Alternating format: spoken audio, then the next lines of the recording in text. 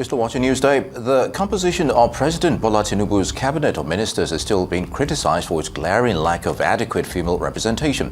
Less than a dozen of those who passed the Senate screening hurdle are women. And in the aftermath of the allotment of ministerial portfolios earlier this week, more questions have been raised than answers provided regarding the so-called 35% affirmative action. Joining us now to have a conversation is Heritage Sanmi-Lawal, founder and executive director, Her Dream Initiative. Good to have you with us. Thank you so much for having me. All right. It's good to be here. Okay, so when we delve into gender equality topics, first of all, I'd like you to go into that as an advocate. What is the most germane issue that resonates with you and why?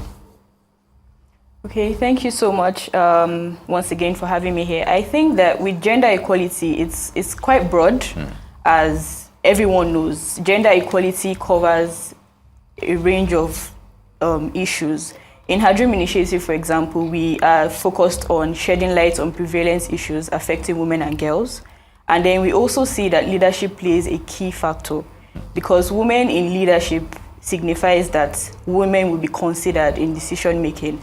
And that overall means that women would be treated better, even in rural communities. And that is not, what has been reflected so far. And gender equality is also talking about, the dignity of women and, just respecting that we are humans as well.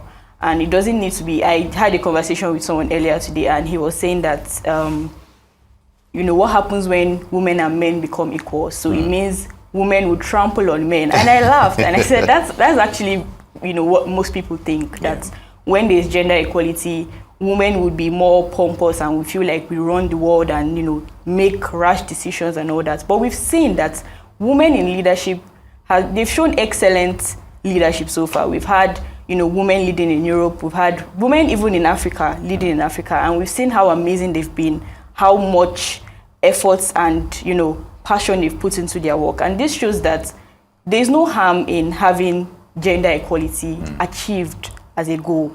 Okay. And that is what we fight for. All right. So I'd like to have your thoughts, on the number of women in the president's cabinet, on the ministerial list. I think we have just about 7 or 8 women, on the list. How does that make you feel? Well, to be very honest, I wasn't surprised.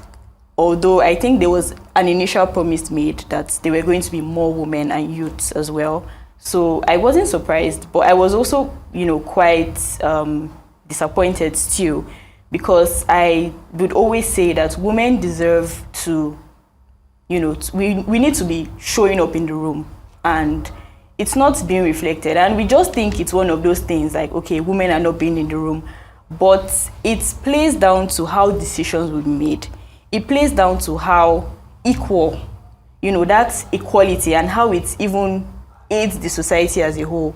So we are actually depriving Nigeria of fulfilling its maximum potential when we don't let women into the room.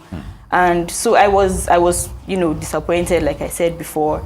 And I really hope that even with that number we have, that we make impact and people see that we deserve to have more female ministers. All right, Heritage, I'm going to take you up on this. There's nothing wrong with affirmative action and when it comes to the echoes of gender equality. But if we were to look 10 years ago and want to do a comparison regarding those that have served, in public office. Now, if I'm going to be a little bit specific, let's go into the Nigeria's House of Legislation, in the Senate. There are quite a number of women that are being indicted for corrupt practices right now. Okay, their cases are still in court. And then when you take a look at it, that, okay, this advocacy to have more women in, public office, and then you find scenarios such as this, and you think, okay, fine, this is an avenue to have a change from the norm. The men have had their say, and then we're having women, that are going through this same issues. So what's the difference then? Where are we? Okay, I think the misinterpretation is that women are somehow expected to, cross an expectation or do better. Oh, we're expecting too much here. We're humans. All right. We're humans, Okay. and it's not saying women should be in the room is not saying that we are perfect and we are the best at leadership.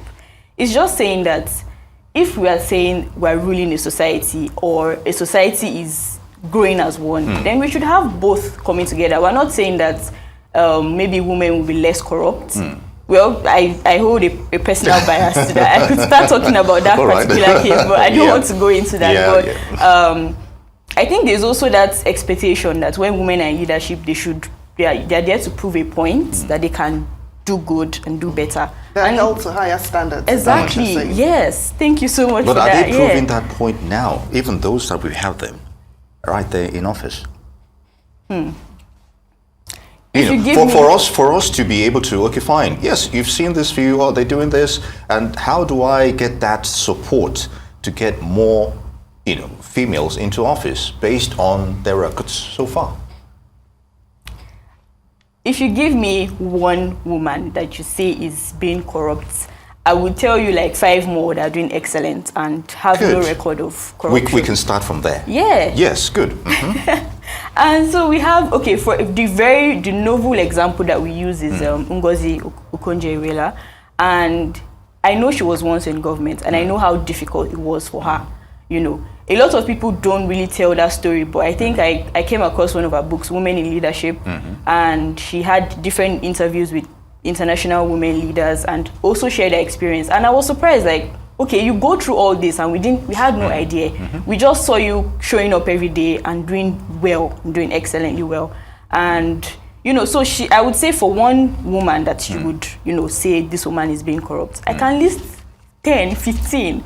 I can speak of my mom. I can speak of people around me, women around me that I've just seen and been inspired by. So I certainly believe that women are being held by a certain standard. And I can't even tell what that standard is. That's the funny part. If someone tells us this is what the standard is, then that would have been, better. All right. Well, very well said. I could remind me to have a number of other very capable, prominent women we've had in the past. The late Dora Akinyoni, But anyway, before we let you go, I know you have worked with various organizations to curb gender-based violence, promote girl-child education. You're looking out for youth inclusiveness and so many other things. Can you tell us a bit more, about your Dream Initiative, your organization? Okay, thank you so much. So I'm here on the basis of being spotlighted as one of the 50 champions in Lagos for the SDGs, and that's by the Nigerian Youth SDG Network. So her Dream Initiative, we carry out a lot of research projects. We do outreaches as well to secondary schools, but the major focus we've had this year are just like three line of actions. And the first is SRHR and climate justice, because that's a prominent issue that we don't get to talk about. And we've been running collaborative projects with some international organizations. I'm also the youth advisor at Plan International Nigeria. So we have been working closely with them to come up with practical solutions. Another one is regarding economic abuse as a form of domestic violence. So in 2022, we actually published a directory of service providers, people you can call to get help in Lagos State and all other 36 states, including the FCT. And we published that directory last year. And this year, we decided to go a step further by exploring economic abuse, because it's also a form of domestic violence that people don't get to talk about again in Nigeria. The last one is definitely, the general issues, breast ironing, female genital mutilation, child marriage, period poverty as well. So yes, those are quite a lot, and we wish you all the best in your endeavors regarding those issues. Heritage, Sanmi-Lawal, founder, Her Dream Initiative, I would like to thank you for coming to the show. It's good to have you. Thank you so much for having me. You're watching Newsday. We'll be right back after the break. Stay with us.